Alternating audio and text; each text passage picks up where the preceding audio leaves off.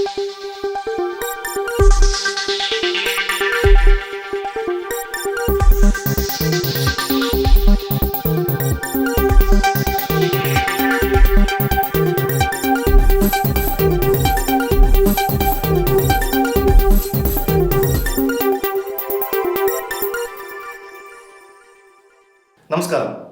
AR న్యూస్కి స్వాగతం. నేను మీ రామకృష్ణ. ఈనాటి వార్త వివరాలు ఎలా ఉన్నాయి? రాష్ట్రంలో రైతులందరికీ సంక్రాంతి ముందే వచ్చిందని రాష్ట్ర పౌర సరఫరాల శాఖ మంత్రి నాదెండ్ల మనోహర్ అన్నారు. ధాన్యాన్ని సేకరించిన 24 నుండి 48 గంటల్లోనే వారి ఖాతాల్లో నగదు జమ చేస్తున్నామని స్పష్టం చేశారు. దళారులకు ధాన్యాన్ని విక్రయించవద్దని, ప్రతి గింజ ప్రభుత్వమే కొంటుందని స్పష్టం చేశారు. మీ ఇబ్బందులు చూసి కొనుగోలు నిబంధనల్లో రైతుకు పూర్తిగా ప్రయోజనం కలిగేలా మార్పులు చేయాలని CM Chandrababu, deputy CM Pawan కళ్యాణ్లు ఆదేశించారని ఆయన వివరించారు. శ్రీకాకుళం జిల్లా లావేరు మండలం ఉడుమూరు గ్రామ పంచాయతీ కలిసెట్టిగూడెంలో సోమవారం మధ్యాహ్నం ఆయన పర్యటించారు. అక్కడే ధాన్యం కొనుగోలు కేంద్రం పనితీరు స్వయంగా పరిశీలించారు. అనంతరం ఆయన మాట్లాడుతూ అకాల వర్షాల దృష్ట్యా తేమ శాతం పెంచామని, ధాన్యం కొన్న 24 గంటల్లోనే రైతుల ఖాతాలో డబ్బు వేస్తున్నామన్నారు. రైతుల్లో ధైర్యం నింపేలా వారి దగ్గరకు వెళ్తున్నామని స్పష్టం చేశారు. 17% మించి తేమ ఉంటే ధాన్యం కొనక రైతులు ఇబ్బందులు పడుతున్నారన్న సమాచారంతో వాటిలో మార్పులు చేసి ధాన్యంలో 24 నుండి 25% వరకు తేమ శాతం ఉన్నా కొనుగోలు చేయాలని ఆదేశాలు ఇచ్చామని స్పష్టం చేశారు. శ్రీకాకుళంలో 40 కోట్ల రూపాయలతో ధాన్యాన్ని ఆరబెట్టి ఎండబెట్టే పరిశ్రమ నెలకొల్పుతామని, ఉత్తరాంధ్ర జిల్లాల రైతులకు ఈ పరిశ్రమ ఎంతగానో ఉపయోగపడుతుందన్నారు. హెచ్చర్ల నియోజకవర్గంలో మడ్డువలస, తోటపల్లి కాలువలు ఆధునీకరించే బాధ్యతలు కూటమి ప్రభుత్వం తీసుకుంటుందన్నారు.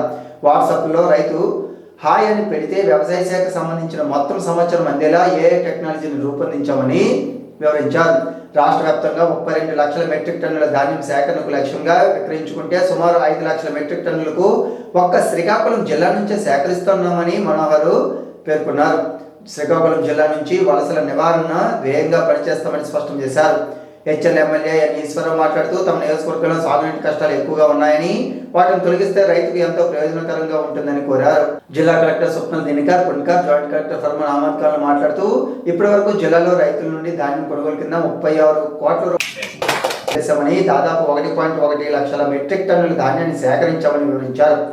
ఈ కార్యక్రమం జిల్లా వ్యవసాయ శాఖ అధికారి Korada Trinath Swamy, civil supply corporation director Bodapati Sivadatta, పౌర సరఫరాల శాఖ అధికారులు Bechipuram youth club chairman Prasadarao తదితరులు పాల్గొన్నారు. వ్యాప్తంగా కూటమి ప్రభుత్వం ఏర్పడిన తర్వాత అనేక సంస్కరణలు తీసుకొచ్చాం. అందులో ముఖ్యమైనది ఏంటంటే, ప్రభుత్వం ఏర్పడిన తర్వాత మేమే ఆశ్చర్యపోయాం. గత ప్రభుత్వం ఇన్ని మాటలు చెప్పి చివరికి రైతులు కూడా బకాయిలు వదిలేసి వెళ్ళిపోయారు. ఎవరు కూడా గతంలో ఊహించలేము. 1674 కోట్ల రూపాయలు బకాయిలు వదిలేసి రైతాంగాన్ని ఇబ్బంది పెట్టి వెళ్ళిపోయేవాళ్ళు. ఈరోజు నేను విజయనగరంలో పొద్దున చాలా మందితో రైతులతో కలుస్తున్నప్పుడు వాళ్ళందరూ కూడా ఏమన్నారంటే, సంక్రాంతి మాకు ముందుగానే వచ్చింది, మాకు ఊహించని విధంగా మా ఖాతాలో డబ్బులు పడిపోతాయనే ఆనందం వాళ్ళు వ్యక్తపరుస్తున్నప్పుడు నిజంగా ఈ ప్రయాణం, దీని వెనుక మీ అందరం కూడా ఒక టీమ్గా కష్టపడే మనస్తత్వం అయితే ఏర్పడిందో మా అధికార యంత్రాంగం కానివ్వండి, రాజకీయ నాయకులు కానివ్వండి, ఎప్పుడు కూడా మేము కోరేది రైతు సంతోషంగా ఉండాలి. రైతు కష్టపడే వ్యక్తి. రైతుకు కులాలతో సంబంధం లేదు, మతాలతో సంబంధం లేదు, పార్టీతో సంబంధం లేదు. దేశం గురించి, మన ఆహార భద్రత గురించి, తన కుటుంబం గురించి, తన ప్రాంతం గురించి ఆలోచించే వ్యక్తి. అటువంటి రైతుకి అండగా నిలబడబోతే ఈ ఇన్ని లక్షల కోట్ల రూపాయల బడ్జెట్లు కానివ్వండి, ఈ వ్యవస్థ కానివ్వండి, దీనికి కూడా ఉపయోగపడే ఆలోచన కాదు. శ్రీకాకుళం జిల్లాలో ప్రత్యేకంగా నేను మీ అందరితో కూడా ఈరోజు పంచుకోవాల్సిన అంశాలు ఏంటంటే, రాష్ట్ర వ్యాప్తంగా మేము దాదాపు 32 లక్షల మెట్రిక్ టన్నుల ధాన్యం మేము కొనుగోలు చేయబోతున్నాం.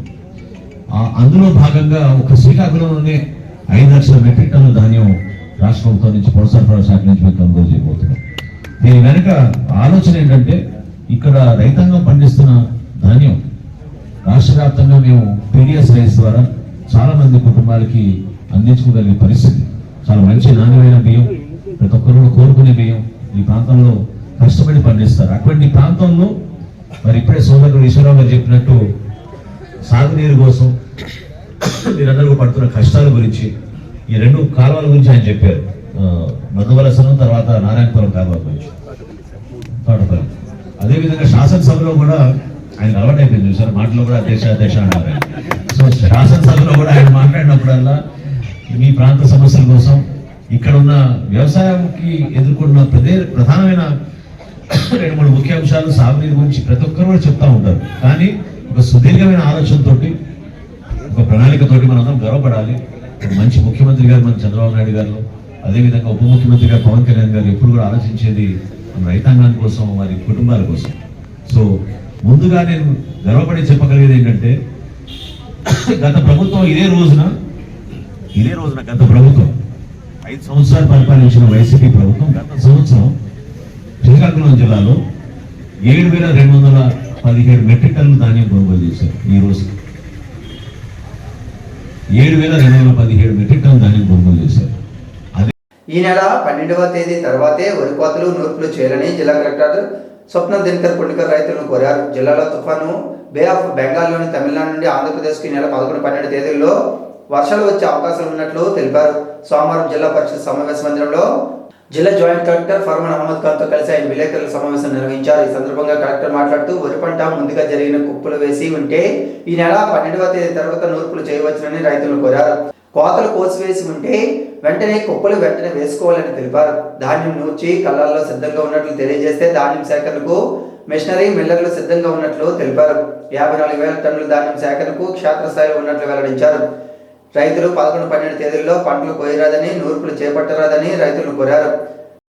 నమస్కారం. శ్రీకాకుళం జిల్లా ఇప్పుడు మన తుఫాన్ మళ్ళీ బే ఆఫ్ బెంగాల్లో తమిళనాడు లోవర్ ఆంధ్రప్రదేశ్, సదర్న్ ఆంధ్రప్రదేశ్ వైపు రావడం జరుగుతుంది.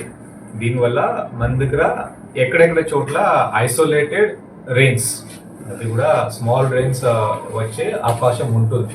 అది కూడా ఇప్పుడు 11th and 12th 11, 12 ఈ 2వ తేదీన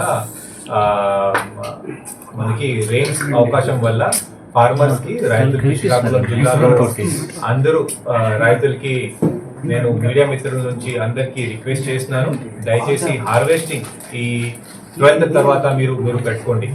ఎక్కడైనా హార్వెస్టింగ్ ముందుగానే జరిగింది, థ్రాషింగ్ చేసి ప్రొక్యూర్మెంట్ లో రెడీ ఉంటే మనం ప్రొక్యూర్మెంట్ మషినరీ అంటే పీపీసీ సెంటర్ ద్వారా, తర్వాత మిల్లర్స్ అందరూ రెడీగా ఉన్నారు. ఈ రోజు మనకి డేటా చూస్తే ఒక 54,000 టన్ ఇంకా ఫీల్డ్ మీద ఉంది, అంటే ప్రొక్యూర్మెంట్ కోసం రెడీగా ఫీల్డ్ మీద ఉంది. ఈ మన ఫార్మర్స్ కి మనం చెప్తానే ఉన్నాము, ఇంకా మీరు హార్వెస్టింగ్ చేయకూడదు. అయినా సరే ఒక బఫర్ ఒక 10,000 టన్స్ ఇంకా 2 రోజులు మన దగ్గర వస్తుంది. అది మనం ఒక అంచనా పెడితే టోటల్ ఒక 64,000 మెట్రిక్ టన్ ప్యాడీ మనం కొనాలి. అంటే ప్యాడీ ప్రొక్యూర్మెంట్ ప్రొసీజర్ ద్వారా ఈ ప్రొక్యూర్మెంట్ జరగాలి. దీంట్లో 2 రోజుల్లో మన దగ్గర ఉన్న మషినరీ ప్రకారమే వెహికల్స్ కానీ, గంజి బ్యాగ్స్ కానీ, ఇది కాకుండా మన దగ్గర ఉన్న మిల్లర్స్ కెపాసిటీ ప్రకారమే ఒక 30,000 టన్ వరకు మనం ఈజీగా కొనొచ్చు, ప్రాబ్లమే లేదు. ప్రతిరోజు ఒక 15,000 టన్ వరకు మనం ఈజీగా కొనొచ్చు. మిగిలిన ఒక 34,000 టన్ ఫీల్డ్ మీద ఉండిపోతుంది. అదే దయచేసి ప్రతి ఒక్కరు ఫార్మర్ రైతులు నేను రిక్వెస్ట్ చేస్తున్నాను, సేఫ్ ప్లేస్ కి తరలించమని రిక్వెస్ట్ చేస్తున్నాను. ఎక్కడెక్కడ సేఫ్ ప్లేస్ లేదు అక్కడ మనం డిస్ట్రిక్ట్ అడ్మినిస్ట్రేషన్ తరఫున, అంటే మన దగ్గర ఒక డిజాస్టర్ మేనేజ్మెంట్ ఫండ్ ఉంది, ఇది కాకుండా సివిల్ సప్లైస్ కార్పొరేషన్ నుంచి పీపీసీకి కమిషన్ అమౌంట్ కూడా మన దగ్గర ఉంటుంది. దీని ద్వారా మనం ఈ టార్పాలిన్స్ కొనేసి ఫార్మర్స్ కి పీపీసీ సెంటర్ ద్వారా మనం ఇస్తాం. సో ఫార్మర్స్ ఎక్కడైనా, రైతులు ఎక్కడైనా ఈ ప్రాబ్లం ఉంటే టార్పాలిన్ లేదు ఎలా కవర్ చేయాలి, అది కూడా మనం పీపీసీ సెంటర్ ద్వారా మనం ఈ ప్రొవైడ్ చేస్తాం. బట్ అయినా సరే నేను దయచేసి అందరికీ రిక్వెస్ట్ చేస్తున్నాను, ఈ 12 వరకు దయచేసి హార్వెస్టింగ్ ఇంకా చేయకూడదు. కుప్పల్లో ఉన్న ప్యాడీ అంటే ఈ వరి అక్కడే ఉంచమని నేను రిక్వెస్ట్ చేస్తున్నాను. ఎక్కడెక్కడ థ్రాషింగ్ అయిపోయింది దయచేసి మీరు ఇమీడియట్లీ పీపీ సెంటర్కి వెళ్ళి అక్కడ బుక్ చేసుకుని మిల్లర్స్ దగ్గర పంపించడం జరుగుతుంది. ఇప్పుడు మన ఇన్ఫర్మేషన్ కూడా వచ్చింది, మన సివిల్ సప్లైస్ మినిస్టర్ సార్ కూడా జిల్లా పర్యటిస్తున్నారు. బహుశా సాయంత్రం ఆర్ ఆఫ్టర్నూన్ ఒక 2 o'clock తర్వాత మన జిల్లాకి వస్తారు. సార్ కూడా చాలా డీటెయిల్గా చూస్తున్నారు. మన జాయింట్ కలెక్టర్ అంటే కలెక్టర్ సివిల్ సప్లైస్ ఆధ్వర్యంలో ఇప్పటి వరకు జిల్లాలో మనకి ప్యాడీ ప్రొక్యూర్మెంట్ లో ఎటువంటి ప్రాబ్లం రాలేదు. స్టార్టింగ్ లో ఒక 1 week బిఫోర్ అక్కడ బీజీ లేదు, లేకపోతే ఈ వెహికల్స్ లేదు, అది మనకి ఇష్యూస్ వచ్చింది. మన దగ్గర ఇప్పటికి ఒక 3,000 వెహికల్స్. శ్రీకాకుళం నియోజకవర్గంలో రైతులకు ఇబ్బందులు కలగకుండా సాగునీరు అందించడమే లక్ష్యంగా పాలన సాగిస్తున్నామని శ్రీకాకుళం ఎమ్మెల్యే గొండి శంకర్ పేర్కొన్నారు. రూరల్ పరిధిలోని సప్తపురాల్లో ఉన్నటువంటి టి మన్నయ్యపేటలో సోమవారం చెరువుకు ఎమ్మెల్యే శంకుస్థాపన చేశారు. ఈ సందర్భంగా ఆయన మాట్లాడుతూ గత ప్రభుత్వ హయాంలో చెరువులను పట్టించుకోకపోవడంతో రైతులు పూర్తిగా దివాళా స్థితులకు చేరుకున్నారన్నారు. కూటమి ప్రభుత్వం అధికారంలోకి వచ్చిన వెంటనే సాగునీటి కాలువల్లో పొడుగులు తీయించి చెరువులను బాగు చేయించి రైతులకు అండగా నిలిచామని స్పష్టం చేశారు. ముఖ్యమంత్రి చంద్రబాబు నాయుడు రైతు బాంధవుడని, రైతు బాగుంటేనే రాష్ట్రం బాగుంటుందని నమ్మే సిద్ధాంతం చంద్రబాబుదని పేర్కొన్నారు. గత వైసీపీ ప్రభుత్వంలో రైతన్నలు వెన్నువిరిచి వారిని పూర్తిగా ఆర్థిక ఇబ్బందుల్లోకి నెట్టిందని విమర్శించారు. జిల్లాలో కిసాన్ మేళా నిర్వహించి రైతులకు ఆధునిక యంత్రాల వినియోగంపై శిక్షణ అందించడం జరిగిందని చెప్పారు. రాష్ట్ర వ్యవసాయ శాఖ మంత్రి కింజరాపు అచ్చెన్నాయుడు ఆధ్వర్యంలో విత్తనం నాటిన నుంచి ధాన్యం విక్రయించేంత వరకు రైతులకు అండగా ఉంటామని స్పష్టం చేశారు. ఈ కార్యక్రమంలో టీడీపీ నాయకులు, కార్యకర్తలు, ప్రజలు అధిక సంఖ్యలో పాల్గొన్నారు. మొట్టమొదటిసారిగా రావడం, అలాగే ఈ కార్యక్రమానికి నా హృదయపూర్వక నమస్కారాలు, ధన్యవాదాలు తెలియజేసుకుంటూ, మీ గ్రామాలన్నీ కూడా ఈ 3.5 వార్డులు మనవి ఆందోళన మున్సిపాలిటీలో ఉన్నందువల్ల ఎంఆర్ఓ ఎమ్మెల్యే కాన్స్టిట్యున్సీ అంతా కూడా ఇటు అయినప్పుడు కూడా ఈ 3.5 వార్డులు ఆమ్దాలవలస మున్సిపాలిటీలోకి కలిసిపోయినందువల్ల మీకు అక్కడ నిధులు లేని ఇప్పుడే కమిషనర్ గారు చెప్పారు. 3.5 కోట్లు ప్రాపర్టీ ట్యాక్స్లు అయితే 4 కోట్లు శాలరీస్కే పోతున్న పరిస్థితి. పైగా ట్యాక్సులు కూడా పెంచలేదు, పూర్వం నుండి ఉన్న పరిస్థితి అని చెప్పారు. సో అందుకని ఆ దృష్టిలో పెట్టుకొని నేను సార్ చెప్పేశాను, మీరు మాకు అడ్మినిస్ట్రేషన్ పరంగా సహకరించండి, డబ్బుల పరంగా మేము ఏదో బాధపడి మేము కొద్ది గొప్ప ఇస్తుంటాం, మీరు చేయండి అంటే మొన్న గేదెలవానిపేట, అలాగే ఓసవానిపేట, కసివలస అక్కడ ప్రాబ్లమ్స్ చెప్తే అక్కడ ఎంపీ ల్యాడ్స్ ఆ ఊరికి 10 లక్షల లెక్క 3 ఊర్లకి 10 లక్షలు ఇవ్వడం జరిగింది. అయితే నిన్నే కింజరాపు రామ్మోహన్ నాయుడు గారికి, కేంద్ర మంత్రి వర్యులు గారికి అక్కడ కలిశాను వైజాగ్లో. అప్పుడు కూడా చెప్పాను, ఎందుకంటే నిన్న మార్నింగే మన వాళ్ళందరూ మా ఇంటికి రావడం, మన వాళ్ళందరూ మా ఇంటికి వచ్చారు. అదే గుర్తులో పెట్టుకొని సప్తపురాలకు కూడా ఏదో ఇవ్వాలయ్యా, మనం కంపల్సరీ మనం ఆదుకోవాలని నేను చెప్పడం జరిగింది. అయితే ఆయన కూడా ఓకే అన్నారు. ఇప్పుడు కూడా మళ్ళీ పొద్దున్నే ఫోన్ చేశాను, 7 పురాలకు కూడా 5 లక్షల్లో 35 లక్షలు ఇస్తాం ఫస్ట్ స్టాల్లో. అర్జీలపై అధికారులు దృష్టి సారించాలని జిల్లా కలెక్టర్ స్వప్న దినకర్ కొణికర్ ఆదేశించారు. సోమవారం జిల్లా పరిషత్ సమావేశ మందిరంలో ఏర్పాటు చేసిన ప్రజా ఫిర్యాదుల నమోదు పరిష్కార వేదిక అర్జీలదారుల నుండి ఆయనతో పాటు జిల్లా జాయింట్ కలెక్టర్ ఫర్మాన్ అహ్మద్ ఖాన్లు అర్జీలు స్వీకరించారు. అర్జీలపై అధికారులు సత్వర పరిష్కారం చేసి డిస్పోజ్ చేయాలన్నారు. 71 అర్జీలు ఈ వారం అందినట్లు అధికారులు వెల్లడించారు. ఎయిర్పోర్ట్ కోసం భూసేకరణకు వ్యతిరేకంగా ఈ నెల 12వ తేదీన వామపక్ష బృందం గ్రామాల్లో పర్యటించనున్నట్లు సిపిఎం జిల్లా కార్యదర్శి డి గోవిందరావు, సిపిఐ కార్యదర్శి Chapara Venu, CPI ML New Democracy జిల్లా కార్యదర్శి Pangula Madhavarao, CPI ML Liberation జిల్లా కార్యదర్శి తామడ సన్యాసరావు, సిపిఎం జిల్లా కార్యవర్గ సభ్యులు కె మోహన్ రావు తెలిపారు. ఈ మేరకు సోమవారం పలసపట్నంలో నిర్వహించిన విలేకరుల సమావేశంలో వారు మాట్లాడారు. కేంద్ర రాష్ట్ర ప్రభుత్వాలు సముద్ర తీర ప్రాంతాన్ని కార్పొరేట్లు కట్టబెడితే సహించబోమన్నారు. గతంలో అభివృద్ధి పేరుతో ఈస్ట్ కోస్ట్ పవర్ ప్లాంట్కు ప్రభుత్వం 2020 ఎకరాల భూమిని ఇస్తే దాన్ని సదరు కంపెనీ బ్యాంకులో తాకట్టు పెట్టి డబ్బులు తీసుకుని దివాలా పిటిషన్ వేస్తే ప్రభుత్వం ఆక్షన్ వేసి సమీర్పేట లాజిస్టిక్ కంపెనీకి 26 కోట్ల రూపాయలకు కారు చౌకగా కట్టబెట్టిందని విమర్శించారు. ప్రజల ఆస్తిని కార్పొరేట్ ఆస్తిగా మార్చేస్తున్నారన్నారు. 50 ఏళ్ల కింద నిర్మించిన వంశధార ప్రాజెక్టు ఆధీకరణకు 1000 కోట్లు కేటాయించి శివారు భూములకు నీరందిస్తే 2 పంటలు పండి ప్రజల ఆదాయం మెరుగుపడుతుందన్నారు. తద్వారా ప్రజలు కొనుగోలు శక్తి పెరుగుతుందని, వ్యవసాయ అనుబంధ పరిశ్రమలు పెరుగుతాయని పేర్కొన్నారు. జిల్లా అభివృద్ధి కూడా చెందుతుందన్నారు.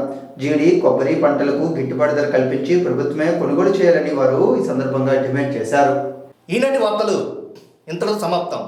తిరిగి మరలా ప్రసారమయ్యే ఏఆర్ న్యూస్లో మళ్ళీ కలుద్దాం. అంతవరకు సెలవు. నమస్కారం.